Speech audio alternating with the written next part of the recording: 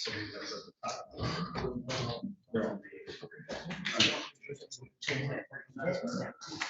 There is.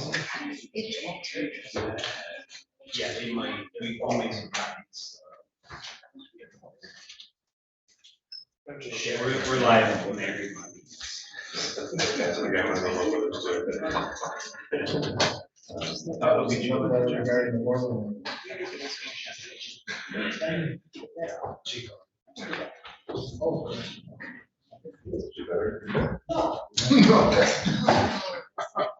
Derek, good? Yep, we're live. All right, good evening, everybody. Welcome to the first council meeting of fall 2023. Nice 65 degree day out there. We had a nice long 2-week summer, so that's great. All right, please rise and recite the pledge of allegiance. Thank you. Pledge allegiance to the flag of the United States of America and to the republic for which it stands, one nation, under God, indivisible, with liberty and justice for all. Roll call. Councilmember Wood. Here. Councilmember Conrad Wilberding. Here. Councilmember Richard. Here. Mayor Darrow. Here. Councilmember Donovan. Here. Councilmember Zolka. Here. Mayor Pro Tem Lulu. Here. All right, item 3, reading consideration of the minutes of the regular meeting and closed session held on May 8th, 2023. Any changes or corrections to either minutes? Motion to approve. Second. All in favor, say aye. Aye. Any opposed? Motion carries. Item 4, presentation by guest speaker Dean Definis. I say that. Definis, sorry. Gotta give it the French pronunciation, regarding Hope Not Handcuffs program, right? And I'll let John introduce it, and then we'll go from there. Yeah. Do you want me to go up? Yeah, you can go on, sure. Good evening, everybody. So Dean is here to give a little background on the program, explain the initiative that we're partnering with them on. This program gives people, who are battling addiction to things like drug or alcohol, the opportunity to come in, ask for help without the fear of things like outstanding warrants, being under the influence at the time, maybe being in possession of drugs at the time. Given our current climate right now, we're pleased to be partnering in this endeavor. The tragedies that we're experiencing even locally now when it comes to drugs, and alcohol. So we wanted to bring Dean in tonight just to introduce himself, explain the program, and we can kick off the initiative right away. So I know Grosse Pointe Park and Grosse Pointe City are already participating. I believe Grosse Pointe Woods is coming on board, Dean said, and Harper Woods and St. Clair Shores have been doing it for years successfully. So we appreciate your ear for a couple minutes. Dean, come on up. Thanks for having me. So I'm Dean Dauphiné. I'm the communications manager and operations assistant for Families Against Narcotics, which is a nonprofit based in Macomb County and Clinton Township. FAN was started in 2007 after 2 high school students at Fraser High School overdosed on heroin and died.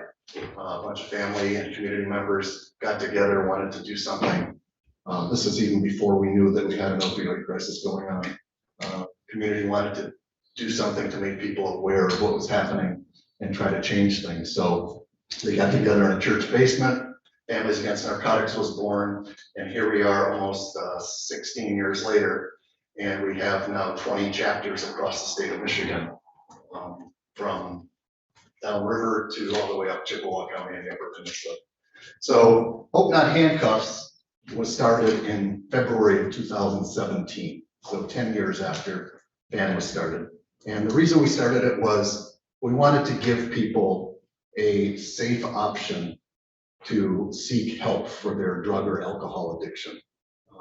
They're really, I don't know if anyone's been through it or with a family member or personally, but getting help when you are struggling with addiction or when you have a loved one struggling with addiction is probably the hardest thing that somebody can do these days. If you break your arm, you go to the emergency room, you're seen right away, you get your arm fixed, you go home.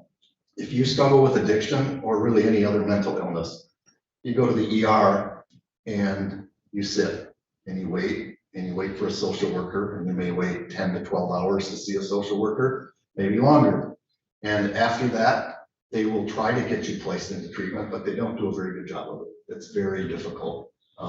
So Hope Not Handcuffs, the concept is anyone who's struggling with a alcohol or drug addiction can walk into any participating police department or community partner and ask for help. So when they ask for help, the police officer at the desk tells them that he will call us.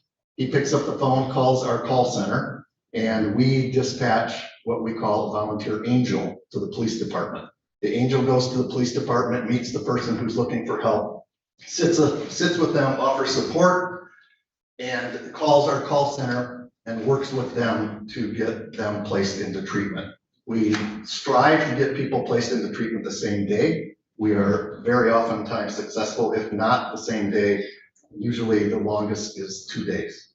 And like John said, there's no fear of being arrested. You can go into the police station with drug paraphernalia or drugs. The police will take that, but that you won't be charged with a crime. The main goal here is to get people into treatment, get them help for their disease, because that's what addiction is. We have at the current time 135 participating police departments and community partners across the state, again, from downriver to Chippewa County and the UP. Like John said, Harper Woods and St. Clair Shores have been doing this, been a part of the program for years. We've struggled in the years past to get Hope Not Handcuffs into the Grosse Pointe police departments. I'm not sure why. I've been with FAN almost 4 years, and I know when I got there, my first question is why don't I have this in my community? And I was told a couple of things. I was told that one, no department wanted to do it unless the other 4 departments were doing it. I think some people said that, we don't need that in Grosse Pointe. I live in Grosse Pointe. I've lived in Grosse Pointe for 55 of my 61 years. I grew up in the woods, moved to the city. I've lived in the city for the last 33 years. I also have a son who's 33 years old and has struggled with addiction since he was 15.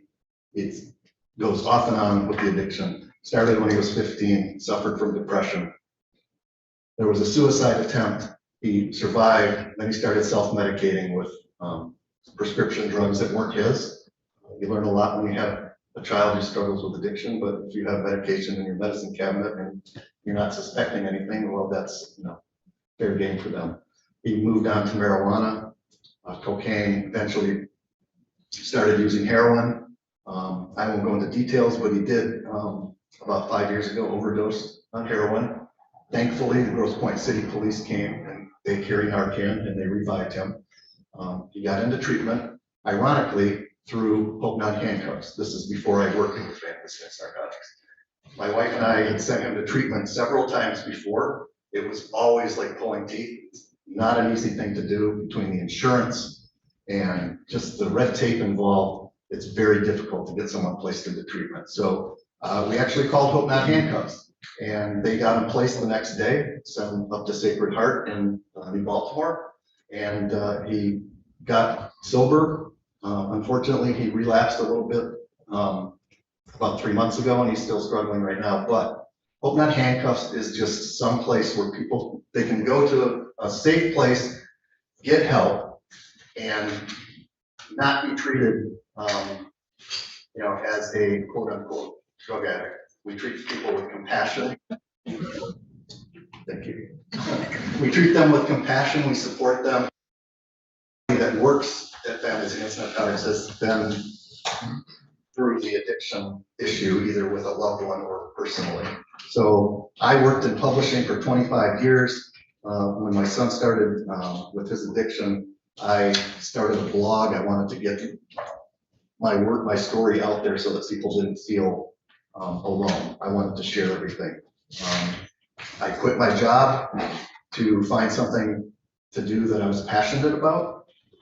And that is helping other people, other families who are struggling with addiction. I got my job at FAN 4 years ago, and I go to work every day and it's like I'm not working because we're helping people. So far, from February of 2017 up until today, Families Against Narcotics has helped place 9,777 people into treatment. And there are a lot of lives being saved because of Hope Not Handcuffs. The program itself is there's there's no heavy lifting involved with the police department. The only thing the police department has to do is we supply a big blue Rubbermaid bin that has materials in it, like hygiene kits, some clothing, water, like granola bars, just something to keep the person that's at the station comfortable while they're being placed into treatment. It's designed so that they can go right to treatment from the police station. We also transport them to treatment. So we use Uber, we use Lyft, we use taxi cabs. It's Uber Health and Lyft Health. So we pay for that transportation, no matter where they go. We pay for transportation for people to go to Kalamazoo for treatment. It's just part of the deal when you come see a participating police department. So they have those bins. All the police officer has to do if someone comes in is call us. We send somebody there, they pull the blue bin out, and our volunteer angel sits with the person, helps them, and that's it. I mean, there's no heavy work involved with the police. So Grosse Pointe City and Grosse Pointe Park are both up and running with Open Up Handcuffs. We trained their officers in February and March, and both of the departments are participating. Grosse Pointe Woods has told me they're on board. They just are going through an accreditation process, and they said they needed a couple months to get their bearings and get going on it. So the only Grosse Pointe we haven't heard from is the shore. So but we're not going to give up on that. So that's what it is. If you have any questions, I'm happy to answer them. Anybody on council have questions? Yeah. Well, congratulations on this. There's no question about it. The need is urgent. How are you funded? How is Hope with Handcuffs funded? Well, FAN up until 2 years ago was funded mostly from grants and donations. 2 years ago, we did get a line item in the Michigan state budget. So we are funded by the state of Michigan. We do get funding from them. So we still get grants and we still get donations, but we also get funded by the state of Michigan. You also have two people here that have to be on the board of the family center, spouses. Have you connected with the families? We have, yep, we have. Mary Jo Harris and I are friends. I coached her son in Little League. I know we recognize you from Little League. I was the president of Farm City Little League for a year. My son, who struggles with addiction, was on the state championship Little League team when he was 12. It can happen to anybody. I mean, addiction doesn't discriminate. You don't think it can happen to you until it does. And when it does, it's kind of hell on earth, and you want somewhere to go for resources. Hope Not Handcuffs is not the only program we offer. We have all kinds of programs. We have peer and family recovery coaching. We give sober living scholarships to people that are coming out of treatment. We pay their rent for 2 weeks to go live in a sober living house so they can not worry about finances. We have a comeback quick response team that goes to the homes of people who have overdosed and offer them recovery services right at their house. We also just started a new program called Redirect, which is an addiction-related diversion program that we're working with the Macomb County prosecutors and the Sterling Heights Police Department on. It's a pilot program. So everything that we do is free of charge to anybody that needs it. Nobody pays for any of our services, and it's a great resource for anybody who's struggling.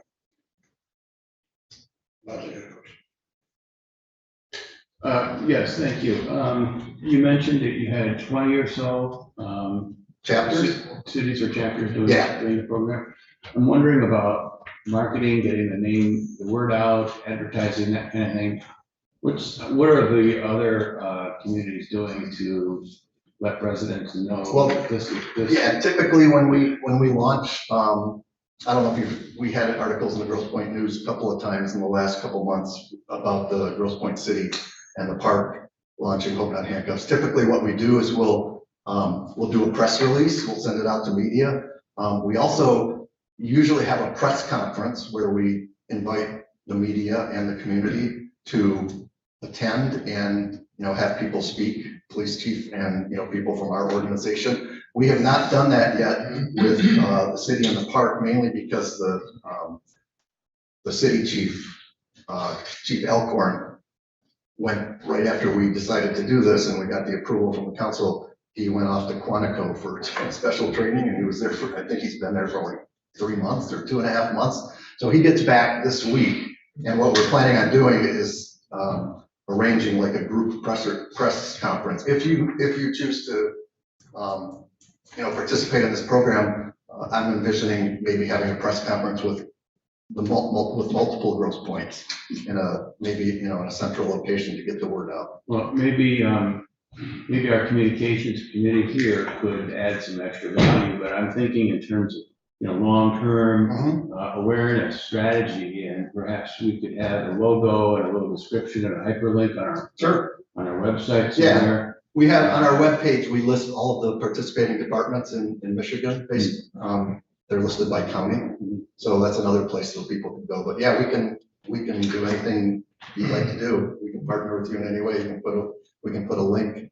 People can also, they don't have to go to a police department. They can also call. We have an 800 number, a Hope line, which fields more than 1,000 calls a month for people who are looking for help for their addictions. My wife also quit her job to come to work at Fenn. She's one of the people that answers the Hope line. So it's like a family thing. But yeah, they can call the Hope line. They can also go online and fill out a form to request services. So it's not just the police department. But yeah, we can definitely do everything we can to get the word out. Okay. Well, thank you very much for coming tonight. You're welcome. Congratulations. Any other questions? This sounds like a crass question. It's not meant to be. I just have to ask it. What are your liability situations here when you're working with other municipalities and other organizations? I'm not a legal person. I know that we've not had any issues at all with any department or any liabilities at all. That's all I can say. If you want me to get with our legal team and give you a better answer than that, I can, but I don't have any knowledge of. So when you were working in St. Clair Shores and your other municipalities, it was never an issue? No, we've never had any legal liability issue at all. Thanks. Yeah, I can just weigh in briefly. I have reviewed the documentation that the director provided. And as has been indicated by the presentation, city's public safety department is really not undertaking any direct action here other than to convey you have a request for assistance. And so I don't perceive that there's any direct exposure of the city. We temporarily will shelter the person until assistance arrives, and that's really all we're doing. Yeah, and we usually get that. I mean, when the police department calls us and says that they have someone there, our goal is to get someone there as soon as possible, and that's usually within a half hour to an hour. So it's not a huge burden on the police department at all. So I'm comfortable with it, right? I mean, never say never, but under the structure that we have, I don't have any concerns. Great, thanks. I just have a quick question. Thank you for sharing your story. I think that's a really powerful example. And like you said, just this last weekend, the effect that pills are having on our community are really profound. One question I had just when looking through some of the documentation was, and this is actually more of a question for our chief. I noticed that there's no questioning of potential participants will be undertaken in an effort to collect drug intelligence or determine the origins of drug. I assume that you bringing this to us, you guys are comfortable with that, and you don't think there's any. I mean, my assumption is it's far more important to get someone the help they need than any kind of information we might be able to garner from them. The only screening, which I think you would agree with, would be something like a violent felony, just to protect our officers or our dispatchers who may go out into the lobby. That would be the only thing that we might screen for. History of violence against law enforcement or something like that. So. Okay, thank you. Yes. John? Thank you, Mr. Mayor. Mr. Delphine, thank you very much. You're welcome. By way of background, I represent many police departments and cities throughout the state, and I've seen several of my downriver clients, the materials there, and I think you're doing a great job. I know your team is doing a great job, and I am wholeheartedly in support of a good partnership between the city of Grosse Pointe Farms and the organization. And I guess equally as important, I wish you and your family the absolute very best going forward. Thank you, I appreciate it. Thank you, sir. Thanks. Yeah, Dean, thank you for coming. I'm glad to recognize you. You're welcome. Thank you for sharing your personal stories. I think it really shows the drive that you have to make this work. I do have to ask the public though at this point if they have any questions, since we're going to take a motion on this. Is there anybody in the public who has any questions on this presentation? Seeing none, public comment is closed. What was the pleasure of council? Mr. Mayor, I move to support the Grosse Pointe Farms Public Safety Initiative involving Hope, not handcuffs, as presented in the memorandum of Director Hutchins dated June 12, 2023. All in favor, please say aye. Aye. Any opposed? Motion carries. Thank you very much. Thank you Dean. very Good much. luck. Thank you. Just so you know, we've already written the policy and it goes into effect tomorrow. Very proactive. of you, John. Item 5, consideration of the site plan review application for 92 Kirchhoff For approval of sidewalk outdoor dining, can the applicant or the representative please approach the podium? Give us your name and address, please.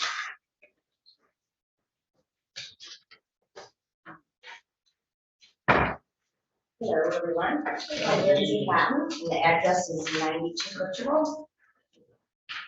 Wiley. So what are you asking us to approve today? I'm asking for approval for us to have tables and chairs out there so we can serve public food and beverage. Can you just give us a little bit more so the public knows what's going on? We've got the materials, Oh. so how many tables, where it's located? So etc. it's right in front of the building, which is 92 Kirchhoff, and we have 6 tables and 12 chairs. So 2 chairs per table. And then I also purchased planters so we can section off our area so it will be very apparent that it goes right with my store.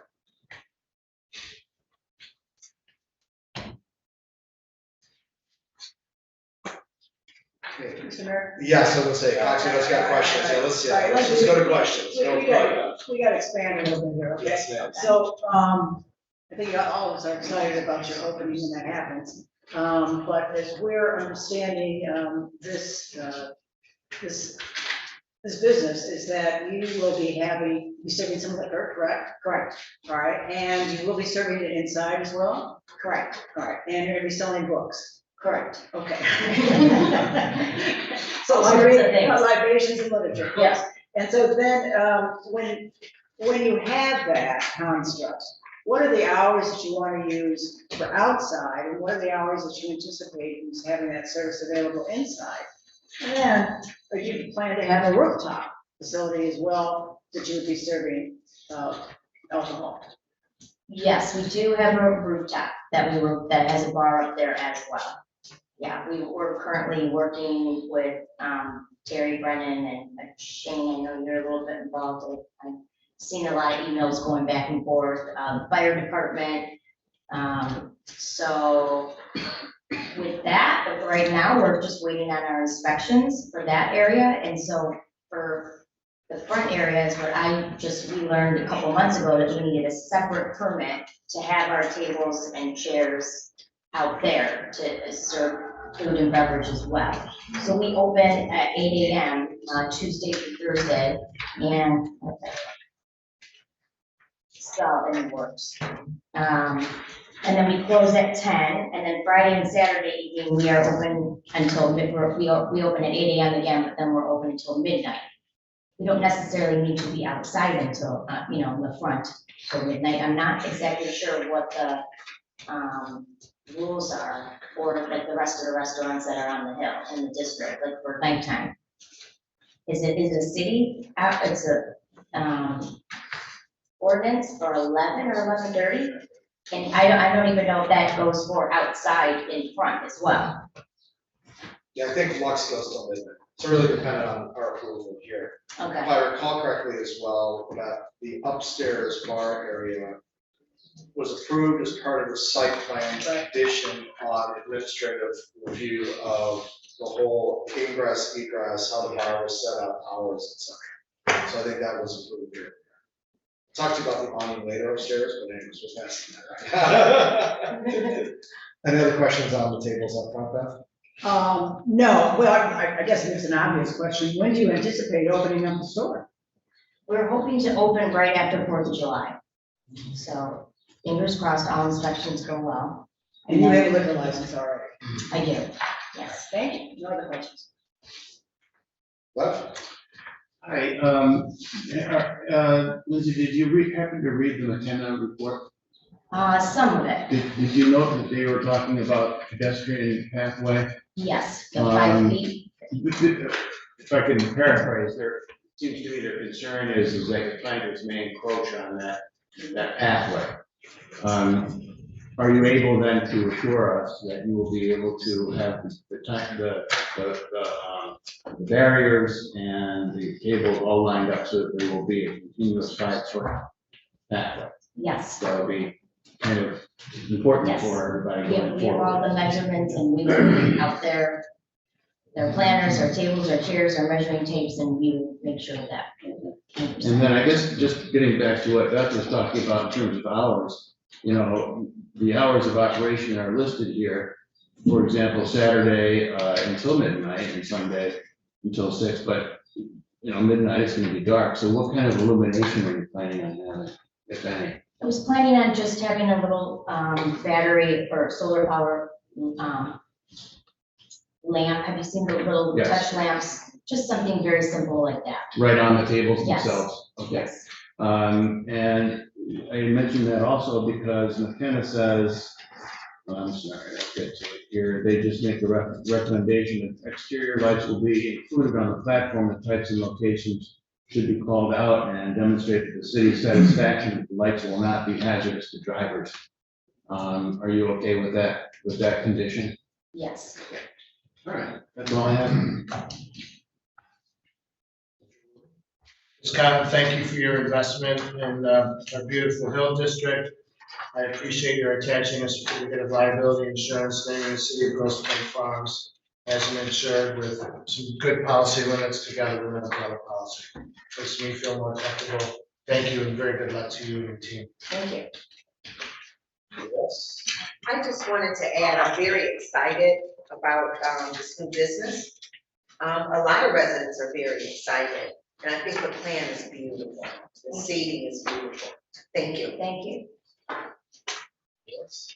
One quick question, Lindsay, if, because McKenna pathway issue, would you be comfortable with us saying no more than 6 tables and 2 seats? So in case you had to go down to 5, because the planners were encroaching, would you be comfortable with that? Yes.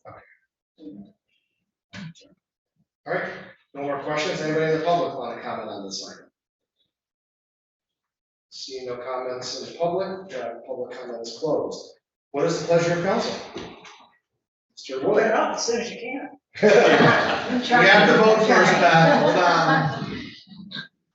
Go I ahead. have a motion now, really. I move that city council approve the site plans approved on April 28th, 2023 by Ms. Lindsay Cotton on behalf of Flyleaf located at 92 Kirkville Avenue. Approval of the site plan will allow for the construction of an outdoor dining area that would occupy the space in front of the new business. Approval of the site plan is based upon the following. The proposed dining area will not represent a nuisance to adjacent commercial area, to the adjacent commercial area, and is consistent with the intent of the B1 zoning district. There are no letters of objections. There are no apparent public safety concerns resulting from the new dining area. The proposed dining area does not expand the existing structure and does not present any concerns with the dimensional requirements of the ordinance. The proposal or the proposed dining furniture appears to be of high quality and will not distract from the visual appeal of the renovated business.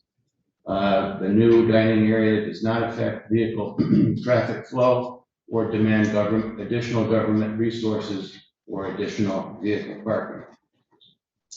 Approval of the site plan is subject to the following conditions: a clear pedestrian pathway between the building and the tables of at least 5 feet, at a minimum, will be maintained at all times. Any planters or retractable barriers included in the outdoor dining area will not encroach on the clear pedestrian zone identified in the petitioner's drawings.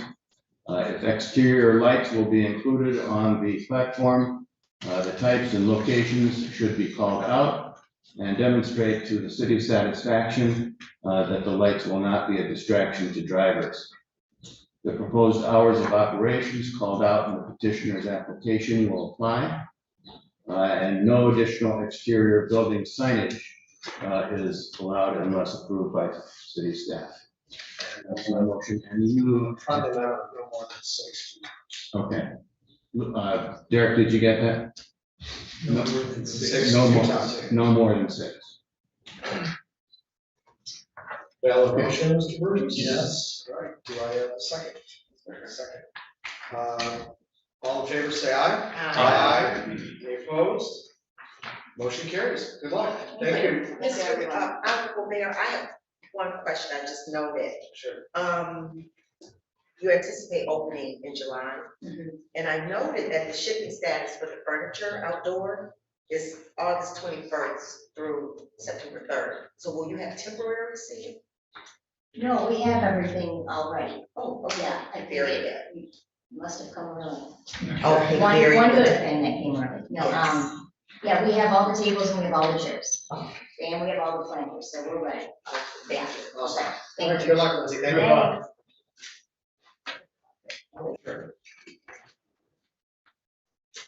Guest appearance today, Mr. Hunt. Item 6, consideration of request to approve the purchase of a generator for the water treatment plant.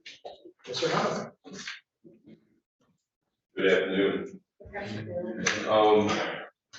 We have a 1969 generator that is, I was gonna call old, but it's actually 1 year younger than me, so it's actually a little bit better than I have. Well played, sir, well played. It's a 1969 Waukesha natural gas generator that is still able to generate electricity during power failure. But several years ago, it became evident that many of the generator's replacement parts are no longer being manufactured. And we also had technicians that we used to hire in the past to help with maintenance and repairs. They're no longer able to work with the 54-year-old motor. So this put us on a path to get a new generator.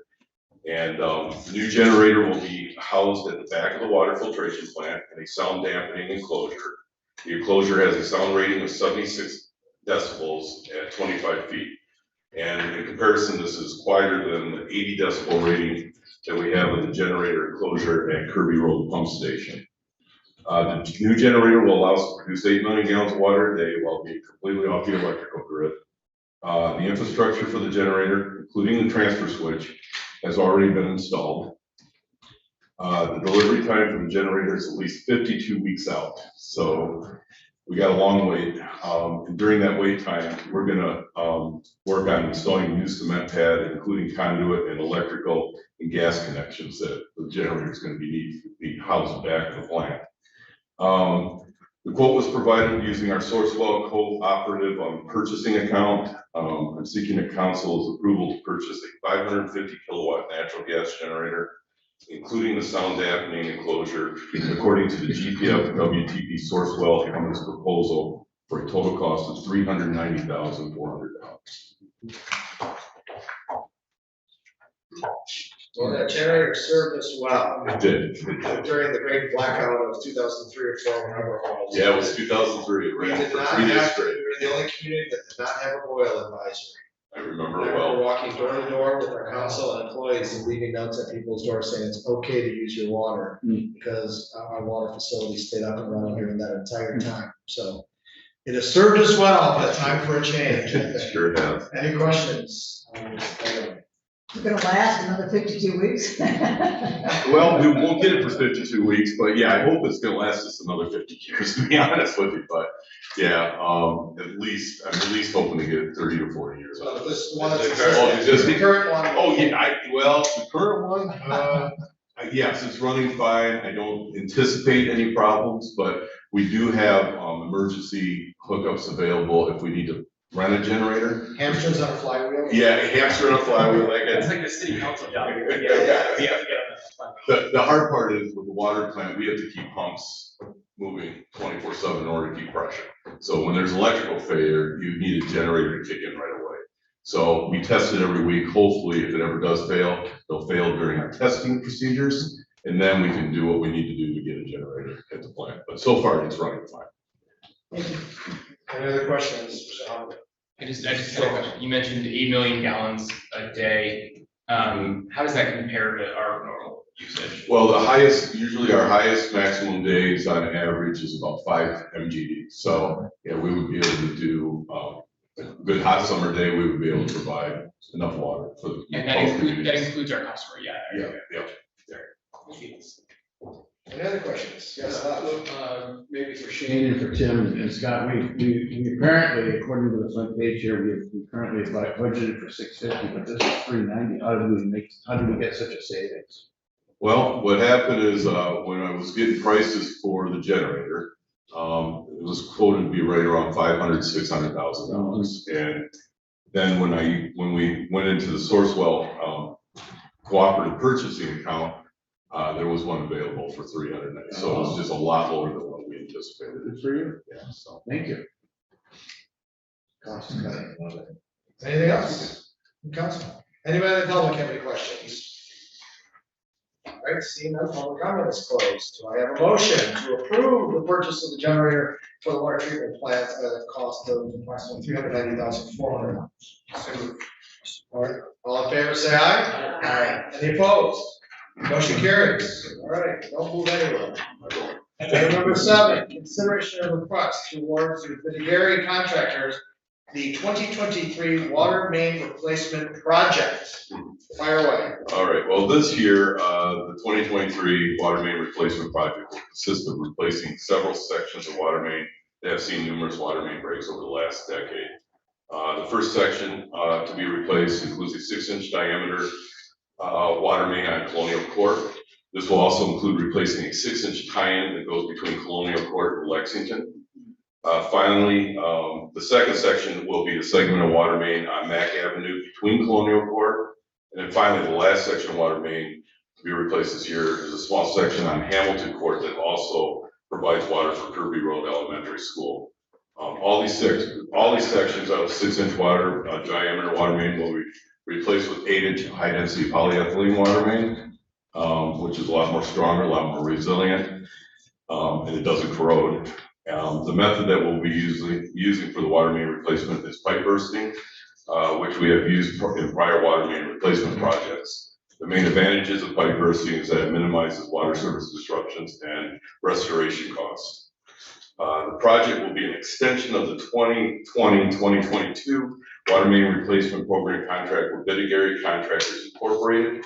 Vidigari has proposed a 10% increase in unit prices from the 2022 pricing in response to the industry-wide higher material costs. Based on the current economic climate, including the increase in bid prices HRC has received from projects in the last few years, HRC's recommendation is to extend Vidigari's contract for 2023.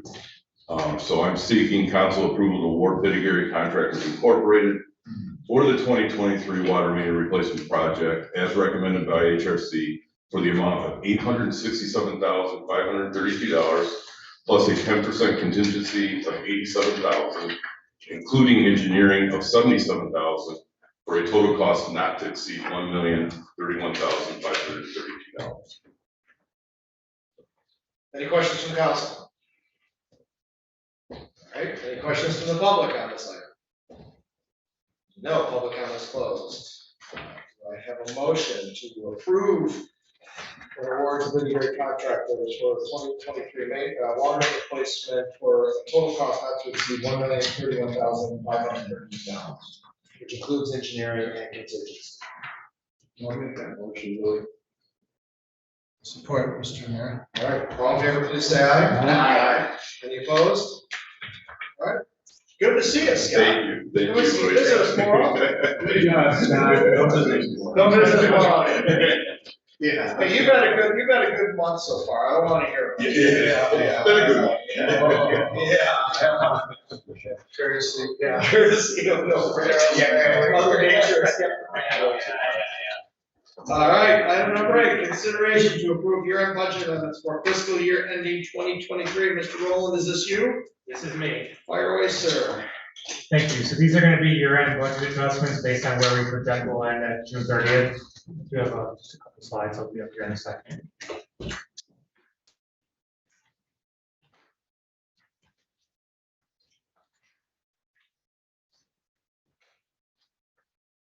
So on our revenue adjustments, we have a total adjustment of $334,000 in the general fund, which is comprised of $35,000 of additional property tax revenue, additional building permit revenue of $73,000, additional federal grants of $384,000, which is FEMA money related to the 2021 rain event. We only budgeted $250,000, but we're actually projecting to get $634,000. So there's an increase there. A decrease in charges of services of $21,000, which is primarily due to a reduced amount of salvage vehicle inspections by the Public Safety Department. Increase in other revenue of $62,500 is for additional prescription drug rebates. And then we had budgeted for a $200,000 use of fund balance. We're not going to need that, so we're going to get rid of that. The total of $334,000. On the expense side, in general government, we have an $88,000 reduction in expenses due to a vacant position in City Hall that's been eliminated, as well as reduced supply and equipment purchases. In public safety, a reduction of $31,000 due to reduced healthcare premiums, offset by increased fire department wages due to 2 retirement payouts. In public works, an $8,900 reduction due to, again, decreased insurance premiums and decreased overtime, offset by increased refuse disposal costs.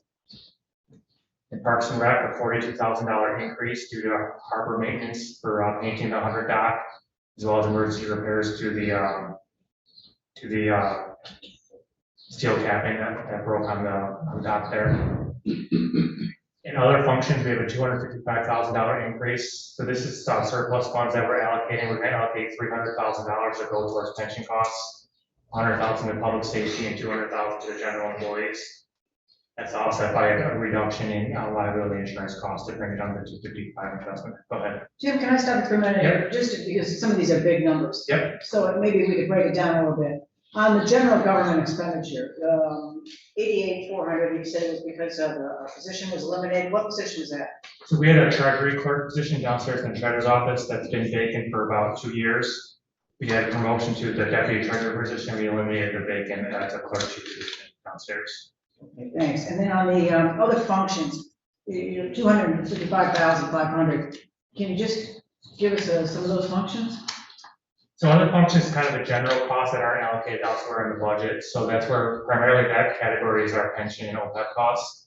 So we have like this $300,000 of increased contributions towards the pensions. And we had a reduction in liability insurance premiums that brings that down to $255. Great. Well, they brought it down, but it's still additional, right? Right, so we had $300,000 additional towards pension.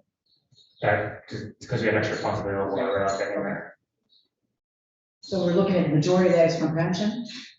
Right, Liability? right, $300,000 towards pension. So they're voluntary contributions above and beyond what we're required to pay to continue to bring our liabilities down.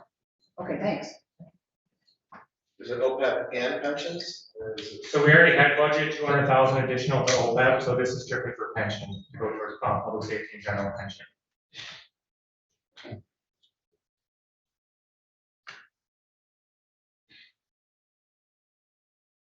Clicker's not working, but I got it.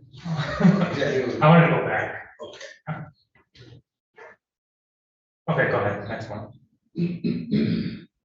So in the road funds, we remember back in April, we approved a contract to Nagel Paving for the 2023 road program, which is almost $3.3 million. We had $2.9 million budget in the 2023-24 budget for this project, which left us roughly $400,000 that we needed to come up with to make up that difference in the project. We're recommending an additional $200,000 transfer from the general fund to road funds as well as $200,000 use of fund balance and major in local roads to bridge that gap there for this year's program. And because construction began virtual year prior to the new fiscal year, we need to allocate funds in the current year to pay for any constructions that have done before June 30th. So we're gonna put in there $1 million transfer from municipal road fund to the major and local roads to cover any construction done before year end. We'll only transfer the actual amount of the billings before June 30th. It's just a timing issue of what's done before and after the fiscal year. So the total allocation for the project is still the same. So is there any other questions? Other questions, council? Tim, I think it's important to note that even though we're using some fund balance, we're still within our self-imposed rule of 25-30%. Right, so budgetarily, we're at a break even, we're proposing no use of fund balance, but in actuality, we're gonna anticipate an increase in fund balance for the year, we'll be right on our 25%. Yeah. Okay. That's good. Thank you. Yes? Any from the public have any questions? Yes, Andrew.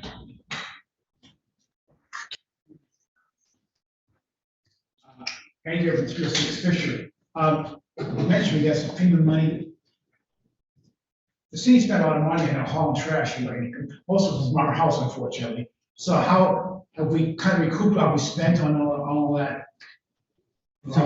So FEMA reimbursed at a 90% rate, normally it's 75, but they reimbursed at 90%. We just got a payment last week of $518,000. That's specifically for the refuse disposal portion of it. Thank you. That's good to hear. Thank you. Yeah, thank you, Andrew. Good question. Any other questions from the public? Seeing none, public comment is closed. Do I have a motion, Mr. Wood? Yeah, you bet. Motion to approve the proposed budget amendments. Detailed in Tim Rowland's memo dated June 12th, 2023, which reflects the current expectations of revenue and expenditures for the fiscal year ending June 30th, 2023. Support? Support. All in favor, please say aye. Aye. Any opposed? Motion carries. Item 9, consent agenda. Would anybody like any of the items A, B, C, D, or E removed from the consent agenda for individual consideration? Item B, please. Anybody else? All right, do I have a motion to approve consent agenda items A, C, D, and E? Second. All in favor, say aye. Aye. Any opposed? Motion carries. Item 9B, consideration of a request to schedule a public hearing for July 10, 2023 to consider an amendment to the general offenses ordinance, dangerous weapons. Should we? Fire. Yeah, I guess that, who would I address this to? Actually, who's Dick? Bill? Depends on what your question is. Okay. My question is, does this pertain to city council and city council members and council chambers? Yes. Is it written in here as such? I didn't see it noted. So maybe, is it important to note that? Would it be harmful? No, I don't think it's necessary. The ability to grant an exception would be lodged with the director of public safety or with the municipal judge in advance. And so my preference would to be, if there are exceptions to be granted, that it be done under that procedure. Okay. So we'll leave it the way it is right now. That would be my preference. Okay. That's fine. Thank you very much for that clarification. Any other questions on item 9B? Anybody from the public want to speak on item 9B? The panel is closed. Do I have a motion to accept item 9B of the consent agenda? I'll make that motion. Support? Support. All in favor, please say aye. Aye. Any opposed? Motion carries. Item 10, reports. We've all received May 2023 public safety report for your consideration. Item 11, other business. Mr. Reeside. I've got one item, and then, at the end of the meeting, I'm gonna request that city council adjourn for, closed session to discuss a real estate matter. The item, is reference to an email I sent out this afternoon. Humboldt and Clark, did, complete an evaluation of the seawall.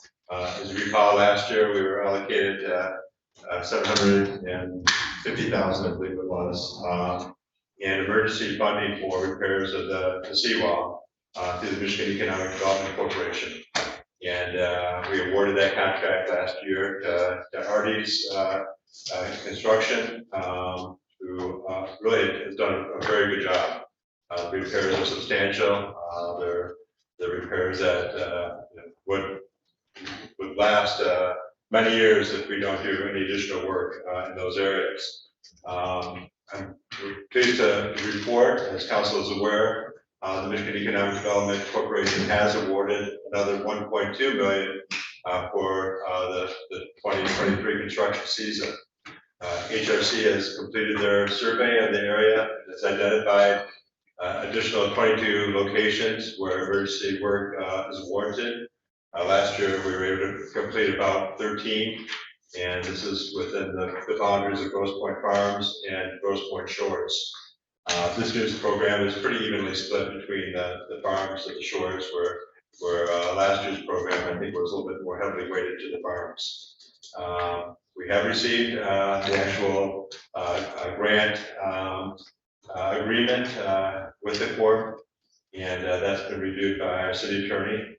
At this time, I'm recommending that City Council authorizes the continuation of seawall repairs in accordance with the memorandum from Pat Moran dated June 9th, 2023. That was submitted earlier to City Council. Questions from anybody? Anybody in the public have any questions on this? I guess I do have, maybe a question for, I mean, piecemeal, last year, this year, next year, year after, are we just gonna kind of, is this gonna be our approach list? Or how can we do a more comprehensive, and including the county? I understand the county is putting some money into the aggregator. Not right now. Well, the aggregate, they're giving us aggregate that they have. So let we continue How to do work. we, how, Well, the Army Corps of Engineers has, we have received money. The Army Corps has started an analysis of a coastal solution for the whole thing. The problem is, in the meantime, stuff's falling into the lake. So this money, thankfully through Speaker Tate and Kevin Patel and others, were able to get this money, at least from the state, to repair what we think were the worst spots on, not to the exclusion of trying to find a permanent solution. So that is still moving forward. They're on dual tracks. So while we repair some of these items, there's also progress going forward on a 80-year solution. So the Army Corps started its analysis, is in the middle of its analysis. Unfortunately, they work at a glacial pace, no pun intended. But, so while we got the money, we obviously want to protect Lakeshore as much as possible. Yeah, actually, the city manager of Grosse Pointe Shores, Steve Maloney, and I met with representatives of the Army Corps of Engineers last month. We surveyed the length of the seawall from the Yacht Club to Warner Road, identified what repairs have been made. They were able to observe that, what is anticipated for this upcoming year. Obviously, the thought is, we don't want to spend good money after bad, and should try to utilize the work that's being done in a long-term solution. So they are in the process of making a federal interest determination, which would determine whether or not this project warrants additional federal funds. And so we're hopeful. We've provided a lot of data on infrastructure that lies underneath the right-of-way adjacent to Lakeshore Road. Information on traffic volumes along Lakeshore, which probably will be exacerbated when we see construction on 94 over the next several years. Decade. So we're hopeful. We think, as the mayor stated, this needs to be done. These are things that I don't think can be left We do have the advantage right now that the lake levels are down where they were at their high point in 2019, and may go down further, but which will slow the rate of deterioration. But I think these are good fixes that are going to last a long time. And frankly, for our citizens' protection, more than anything, because so many people walk down that side. Right. We gotta fix those bad areas. You're not supposed to. Even though that's what. Yeah, and what I just want to emphasize the last thing that you said. Well, these are temporary solutions. These aren't like bubble gum and tape or something. These are reasonably good fixes that are holding better than I think everyone kind of anticipated. So it's not, we shouldn't rest on our laurels here at all and continue to press for an actual permanent solution. But I'm glad that we're going to continue going forward with these fixes. Anybody else on council? Mr. Dirk?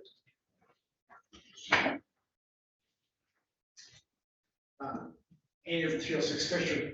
Just curious, Shane, how many linear feet is that from one to the other? It's roughly that wall, The length of the wall? Yeah. The full length to the Grosse Point and Grosse Point Shores is approximately 3 miles. 3 miles. How much have you repaired that? It's just a fraction, right? It's pretty Just tiny. a fraction, yeah, I would, I'm gonna guess 10%. 5% maybe? 10% maybe, Yeah, so a this- little bit more this season, This will get maybe 25% maybe? yes. Okay, that's kind of good, that's all. Thanks, Shane. Andy, did you get the map?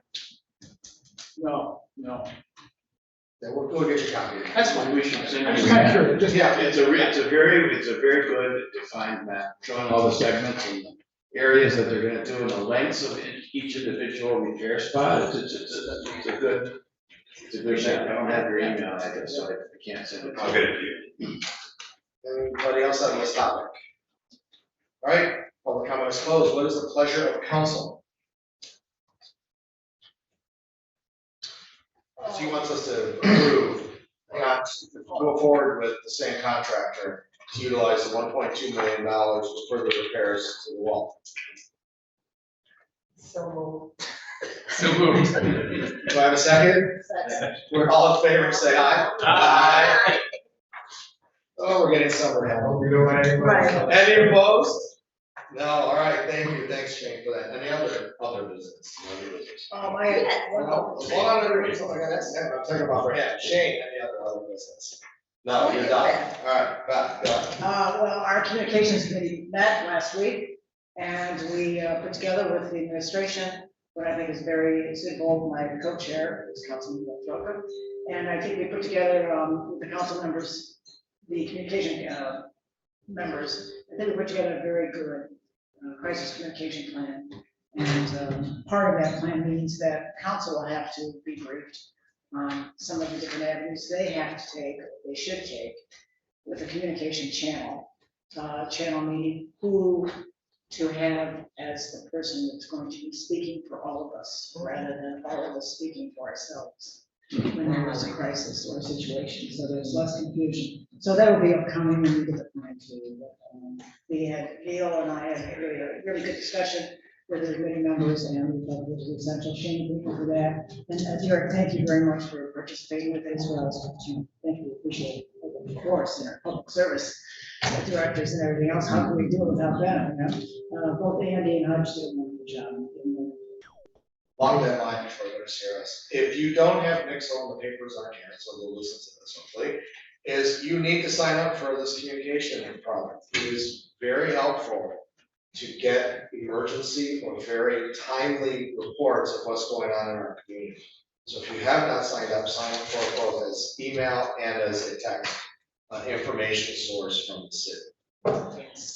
all right. Sierra. Honorable Mayor, I have 4 updates that I would like to share with everyone coming from the Beautification Advisory Commission. On May 10th, we had a very successful spring seminar. What we try to do is have a topic that we feel the community at large will be interested in, and we search for speakers that are willing to give this to us as a gift in common. So it doesn't cost anyone to attend. And our speakers are very generous. So this year, we had Neil Hurley, who's part of the Grosse Pointe Ross Greenway project.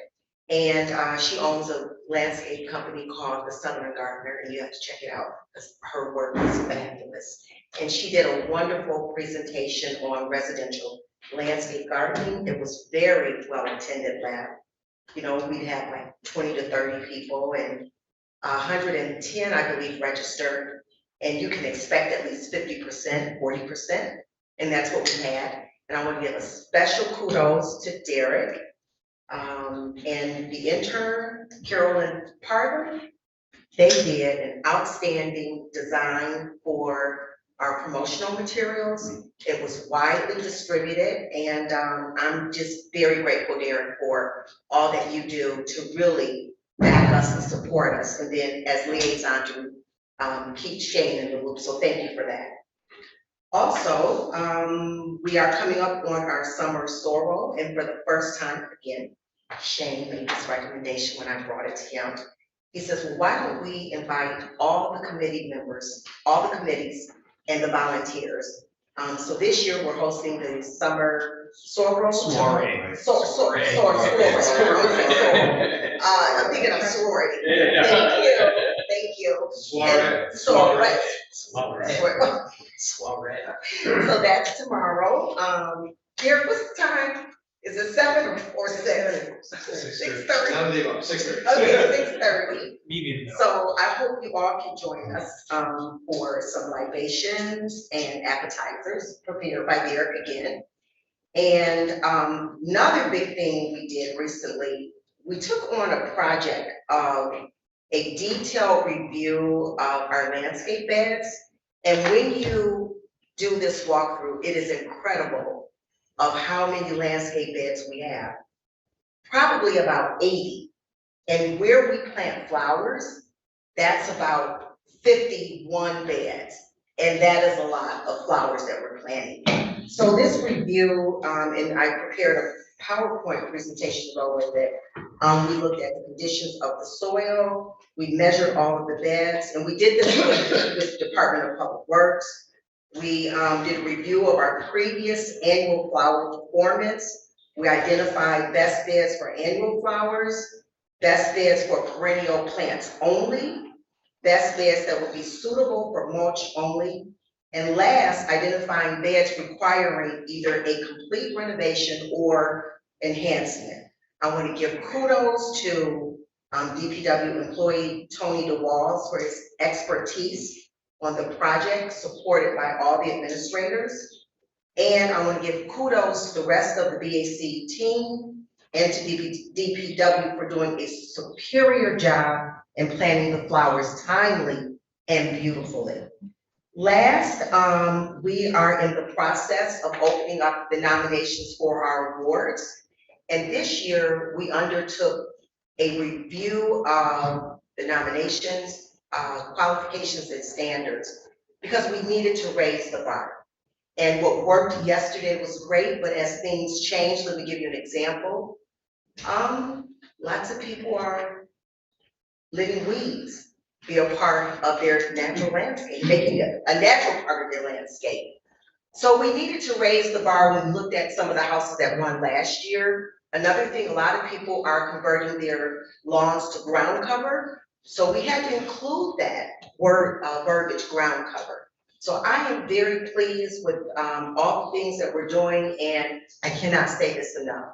The cooperation, whenever I have to go to Derek or Shane or Department of Public Works for something that we're seeking to do, I can tell you the cooperation is just amazing.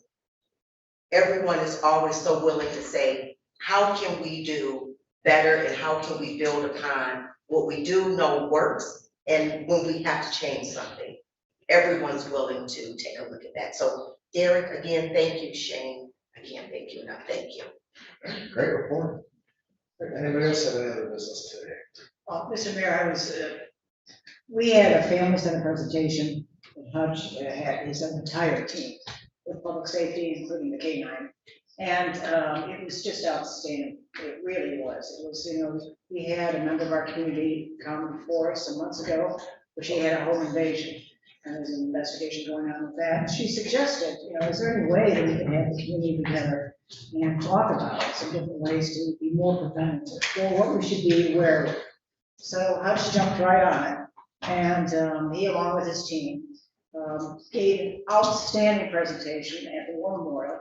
It was about maybe 2 weeks ago, along with the canines, as I said. And I just want to give you a real shout out that you and your team did an outstanding job. And as I understand, you repeated part of that at the Helm as well. And Yep, we can go. residents and citizens really, really appreciate it. We have very good feedback. So Thank you, appreciate it. Hutch, love this, great job by your team over our situation at the park last week. Thank you. Top-notch work, getting the park empty, bringing in other groups that could help us, ETF, MSP, et cetera. So kudos to the entire team. Thanks, but I do have a little update. Sure. We had a visit from, Yes, please go ahead. we had a visit from an ATF agent who came in and got a good copy of the report. He said that, you know, after carefully examining the device, they determined it to be non-functioning. It wasn't capable of going off the way it was put together, and it couldn't have gone off. When we initially were looking at it, it looked like it was, had like an impact detonator in it, where if you threw it and landed on one edge, it could have gone off. That's the way it initially appeared. When they took it back to the lab and looked at it more closely, they realized that it was not functioning. So, you know, whatever that lends itself to, we think it was an isolated incident. We have what we think are some plausible scenarios for how it ended up where it did, but nothing concrete enough at this point to give what we think is a dependable narrative. But it's still under investigation. We're waiting on the formal report from Michigan State Police. We're supposed to get it this week, but that's where we're at this point. Hopefully that can relieve a little bit of anxiety in that it couldn't have gone off. And like I say, based upon the lack of sophistication and the condition of it, we think we have an idea of where it came from and how it ended up where it was, but we're holding off right now on saying anything further, but we're confident. We're confident that it's an isolated incident and that the residents are safe. So. Thank you. Thanks for that. Appreciate that. Another question I have about our snack shack looks like it's working last time I passed by. What have been the reports? Chris isn't here, but what do you want to The share? reports are good. We had an excursion a week ago and a lunch excursion, and we all had a great meal, and feedback I got from residents over the Memorial weekend have been very positive. So they're excited. I think they were surprised by the number of people that showed up over the weekend, and they were extremely busy. So they're, I think, obviously working on how to, obviously meet the demand, but so far good reviews. And the revenue blackbirds are going. So far, so good. Yeah. No dive bombs through the weekend. It's the council's aware the top pool was reopened last Saturday. Yeah, I just wanted to add on top of that, and Chris obviously isn't here, but it just, I've heard some great things about swim team this year from the parents and how the improved communication has gotten, how improved the communication has been, and some early meetings. So that's been really, really good. And my daughter was the first one in the pool on Memorial Day weekend, and I will say they fixed the step area with some with a nice solution that I think will hold up well for the time being. So a deep appreciation to his whole team for their work there. And also, because we're getting into that holiday season, I wanted to wish everyone here a happy 4th of July, happy Flag Day, and happy Juneteenth. So it's a very celebratory time of year. It's a beautiful time of year, and I'm glad to be on this council. Again, anybody else? All right, public, who has anything to say? Come on up and give us your name and address.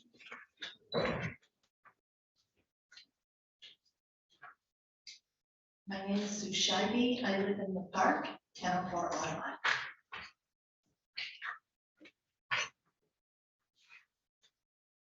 and my talk is on the War Memorial. And Mayor Theros, I appreciate your phone call today. That's you in person.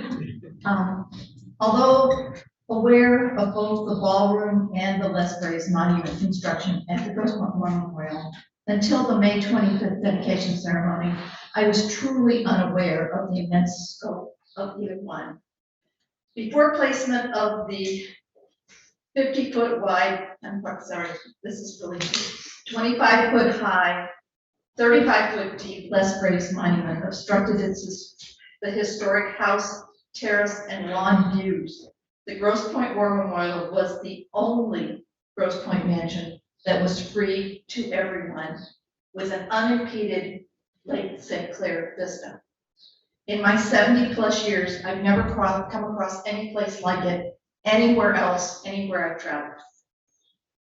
The monument appears much larger on the Alger Mansion lawn, lakeside lawn, than does the original on the 6-mile long, empty Omaha beach. Why, oh, why did it have to be placed where where it would segment the entire lake view? I appreciate the structure's intent. I'm from a military family. My father was a Naval Academy graduate. However, as a Grosse Pointer whose family has enjoyed the Grosse Pointe War Memorial for decades, the recent destructive changes deeply sad and distressed me. Charles Burt, the departing Grosse Pointe War Memorial CEO, was quoted in the January 26, 2023 issue of the Grosse Pointe News, saying that the view from his office ranked among the top things that he will miss. He spoke of the rippling currents of Lake St. Clair and said, and this is a true quote from him, "This is truly one of the most remarkable views in the United States, perhaps in all the world." It is unthinkable to me then that he would, upon leaving, erect a structure so large that it would obstruct the view for generations to come. Grosse Pointe War Memorial missed its chance to preserve for posterity valuable, historically important features of the state and nationally registered 1910 Alger property, the view and the little garden. Yes, I was also unaware of the scope of the ballroom review, that it would take the garden on the street side and not include Restoration Theater. The beautiful little garden was the perfect place to gather before summer events and to enjoy the Grosse Pointe Memorial Carillon concerts. I don't know if you're aware that the carillon is a very special instrument. The shady walkway, for those who, like my husband back here, can no longer sit in the sun. It was the only dry place to listen to outdoor concerts on rainy days, and a great place for children to play under watchful eyes of their parents. The instrument is so special that musicians come from all over the world to play it each July. Last year, as I sat on the driveway by the Jefferson traffic, I was longing for this year when I could again listen in that garden. Historically significant Grosse Pointe properties must be made accountable to public input. And I want you to please think hard, if anything like this comes up again, to really take into account the true effect of the loss of the view of the garden, the view and the garden would have. Updating facilities shouldn't mean disregard for historic community structures. Just think really hard. I know you tried, but we miss things that people don't even know about. I didn't realize that I could even come. I didn't come and talk about how that we should appreciate the overhangs that to keep us out of the rain for things like that. I don't think that all of the uses were taken into account. So I thank you for listening, and I hope that in the future things are better. Thank you for coming. Thank you for your letters. Anybody else in the public? All right, with that, the open regular meeting of City Council is adjourned. We will be convening in a closed session to discuss real estate matters. We will not be reconvening in open session at the end of that meeting. Thank you, everybody. Have a good June and July.